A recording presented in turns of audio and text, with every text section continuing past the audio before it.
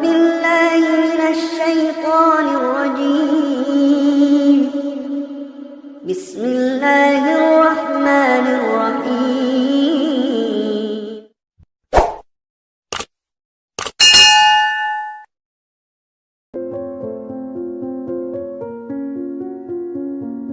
Assalamualaikum warahmatullahi wabarakatuh. Rasulullah SAW telah mengucapkan 3 sumpah.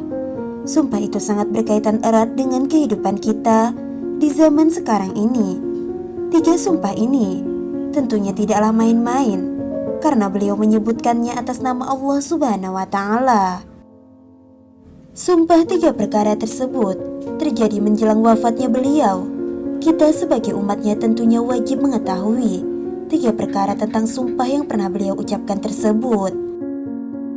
Diriwayatkan oleh Imam Ahmad, Rasulullah SAW telah bersabda, ada 3 perkara yang aku bersumpah atas ketiganya, yaitu tidak berkurangnya harta karena sedekah, maka bersedekahlah. Tidaklah seseorang yang memaafkan perbuatan orang yang zalim kepada dirinya, melainkan akan Allah tambah dengan kemuliaan.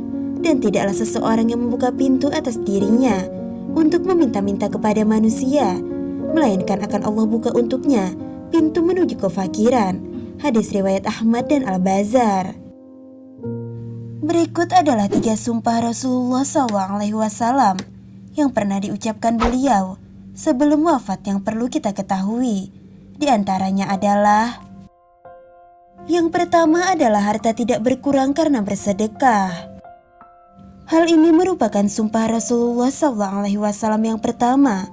Segala amalan soleh berupa sedekah, infak dan zakat yang dilakukan di jalan Allah Subhanahu wa Ta'ala tidak akan membuat kekayaan dan kepemilikan harta seseorang berkurang. Justru sebaliknya, dengan bersedekah rezeki yang didapatkan akan bertambah berkali lipat. Oleh karena itu, Rasulullah SAW sangat menyarankan umatnya untuk selalu bersedekah dalam bentuk apapun, karena sesungguhnya bersedekah adalah salah satu jalan di antara beberapa jalan dakwah. Dalam hal ini, Allah Subhanahu wa Ta'ala tidak akan menyia-nyiakan pengorbanan seseorang dalam bersedekah, walaupun secuil apapun, maka tetaplah Allah Subhanahu wa Ta'ala akan membalaskannya dengan pahala yang sangat besar.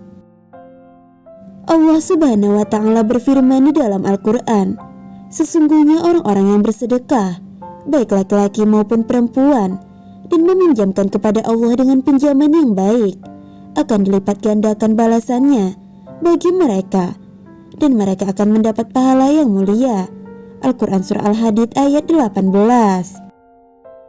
Allah Subhanahu wa Ta'ala juga berfirman, maka barang siapa mengerjakan kebaikan seberat zarah, niscaya dia akan melihat balasannya.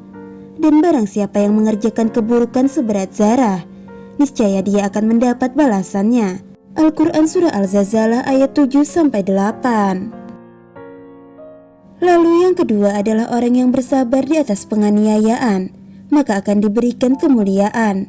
Di antara hikmah adanya orang yang zalim adalah anjuran bagi kita untuk berlaku sabar dan tidak meladeni kezalimannya tersebut.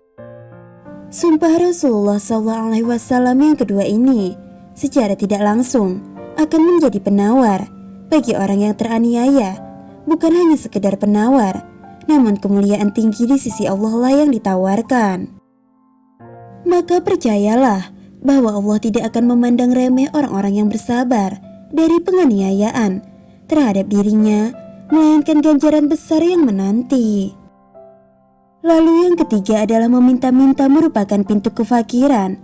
Islam mengajarkan kepada umatnya untuk mencari rezeki dengan cara yang terhormat dan mencela budaya meminta-minta. Oleh sebab itu, Islam memandang mulia orang-orang yang berusaha mencari rezeki secara halal. Dan sebaliknya, bila mendapatkan harta hasil usaha mengemis, bukanlah sesuatu yang patut untuk dibanggakan. Bahkan Rasulullah SAW sendiri pernah menyebutkan bahwa seseorang pemuda yang datang menjumpai Rasulullah SAW untuk meminta belas kasihan berupa uang. Namun Rasulullah SAW menyuruh pemuda ini untuk membawa tambang lalu pergi mencari dan mengumpulkan kayu bakar, lantas dibawa ke pasar dan dijual. Kemudian uangnya digunakan untuk mencukupi keperluan dirinya. Maka hal itu lebih baik daripada orang yang meminta-minta, yang terkadang diberi dan terkadang lagi ditolak. Sahabat belajar Islam yang dirahmati Allah, itulah 3 sumpah Rasulullah SAW bagi seluruh umatnya. Sekarang tinggal bagaimana sikap kita menghadapinya. Apakah berusaha untuk menjalankannya atau tidak? Dan sungguh beruntunglah orang-orang yang mampu mengamalkan perintah dan anjuran Rasulullah SAW tersebut. Semoga video ini bermanfaat untuk kita semua. Wallahu a'lam bishawab. Wassalamualaikum warahmatullahi wabarakatuh.